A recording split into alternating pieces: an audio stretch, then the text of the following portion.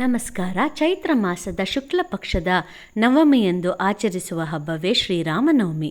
ಅಂದು ಶ್ರೀರಾಮನ ಜನನವಾದ ದಿನ. ಆ ದಿನದಂದು ನಮಗೆಲ್ಲರಿಗೂ ಸಂಭ್ರಮದ ಹಬ್ಬ.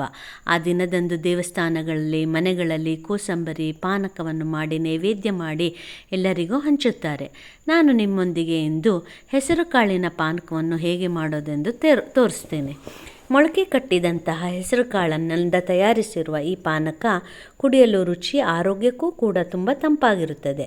ಈ ರೀತಿ ಹೆಸರು ಕಾಳು ಮೊಳಕೆ ಬಂದಂತಹ ಹೆಸರು ಕಾಳನ್ನ ತಗೊಂಡು ಮಿಕ್ಸರ್ನಲ್ಲಿ ಅಥವಾ ಬ್ಲೆಂಡರ್ನಲ್ಲಿ ಹಾಕಿ ಇದನ್ನು ಜ್ಯೂಸನ್ನು ತಯಾರಿಸೋದು. ಈ ಹೆಸರು ಕಾಳಿಗೆ ಸ್ವಲ್ಪ ಪ್ರಮಾಣದ ನೀರನ್ನು ಹಾಕಿ ನೀಟಾಗಿ ಬ್ಲೆಂಡರ್ನಲ್ಲಿ ಜ್ಯೂಸ್ ಮಾಡ್ಕೊಳ್ಳಿ. ಎಷ್ಟು ನೀರು ಬೇಕೋ ಅಷ್ಟು ಹೆಸರು ಕಾಳಿಗೆ ಹಾಕ್ಕೊಳ್ಳಿ.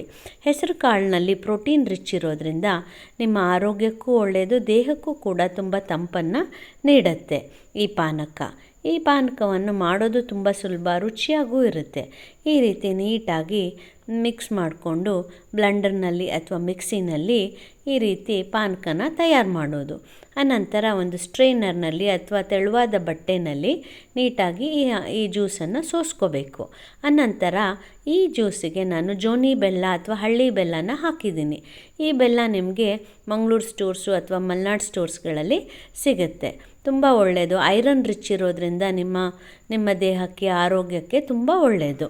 ಈ ರೀತಿ ಹೆಸರು ಕಾಳು ಜ್ಯೂಸ್ ಮಾಡಿ ನೀವು ದೇವ್ರಿಗೂ ನೈವೇದ್ಯ ಮಾಡ್ಬೋದು, ನಿಮ್ಮ ಮನೆಗೆ ಬಂದಂತಹ ಗೆಸ್ಟ್ಗಳಿಗೂ ಕೂಡ ಕೊಡ್ಬೋದು. ಇದೊಂದು ಡಿಫ್ರೆಂಟ್ ಆಗಿರುವಂತಹ ಹೆಸರು ಕಾಳು ಪಾನಕ. ಟ್ರೈ ಮಾಡಿ ನೋಡಿ. ಈ ಜ್ಯೂಸ್ ಕುಡಿಯೋದಕ್ಕೆ ತುಂಬ ರುಚಿಯಾಗಿರುತ್ತೆ, ಆರೋಗ್ಯಕ್ಕೂ ಒಳ್ಳೆಯದು. ನನಗಂತೂ ಈ ಜ್ಯೂಸ್ ತುಂಬ ಇಷ್ಟ. ಈ ಜ್ಯೂಸ್ಗೆ ಸ್ವಲ್ಪ ಐಸ್ ಹಾಕ್ಕೊಂಡು, ನಿಮ್ಗೆ ಆಪ್ಷನಲ್ ಐಸ್ ಬೇಕಾದರೆ ಹಾಕ್ಕೋಬೋದು. ಐಸ್ ಹಾಕ್ಕೊಂಡು ಈ ರೀತಿ ಸರ್ವ್ ಮಾಡಿದಾಗ ಕುಡಿಯೋದಕ್ಕೆ ರುಚಿಯಾಗಿರುತ್ತೆ. ಟ್ರೈ ಮಾಡಿ ನೋಡಿ. ನನ್ನ ವಿಡಿಯೋ ಇಷ್ಟ ಆದರೆ ಲೈಕ್ ಮಾಡಿ, ಶೇರ್ ಮಾಡಿ, ಸಬ್ಸ್ಕ್ರೈಬ್ ಮಾಡಿ. Thank you.